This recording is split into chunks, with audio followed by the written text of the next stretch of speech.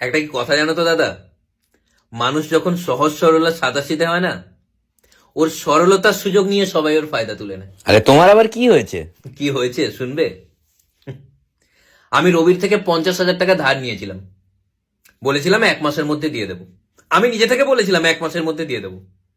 3 বছর যেতে না যেতেই টাকা চেয়ে বসলো যে আমার টাকা দাও। কি ধরনের অসভ্যতা আমি বলো তো এগুলো? তখনও আমি মাথা গরম করিনি, কিন্তু মাথা আমি গরম করিনি, আমি রিকোয়েস্ট করে গেছি যে প্লিজ তোর টাকা দিতে পারবো না, কি করার আছে করে নে। এতটা রিকোয়েস্ট করেছি, কারণ ওদের মতো অসভ্যতা হতে পারবো না।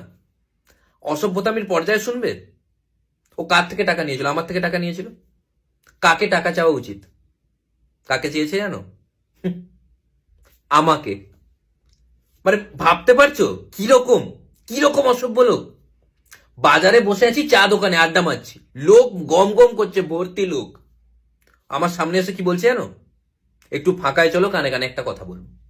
ফাঁকায় নিয়ে গেল, কেউ নেই, কানে কানে আমাকে বললো আমার টাকা কবে দেবে। আমার মান সম্মান থাকলো? এত অসভ্য লোক। আর একটা জিনিস জানো তো দাদা, কোথাও না কোথাও আমি মানি যে কিছু কিছু জিনিস না ভুলে যাওয়া উচিত। তুমি মানো কিনা জানি না। ও ভুলছে না, ও যে আমাকে টাকা দিয়েছিল। আমি ভুলতে চাইছি, ও ভুলছে না, আর আমাকে ভুলতেও দিচ্ছে না। এ কি ধরনের জবরদস্তি? কোন দুনিয়ায় বাস করছি আমরা? মানে ও কি ভাবে? ও আমাকে কি ভাবে? তুমি ওকে বলবে তো।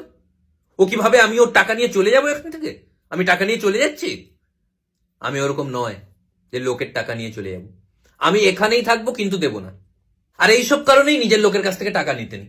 কখনো নিজের লোকের কাছ থেকে টাকা নিতে নি। ও 3 বছর ওয়েট করলো, আর কিছুদিন 30 বছর ওয়েট করা যায় না? আমার ছেলে টাকা দিয়ে দেবে পরে।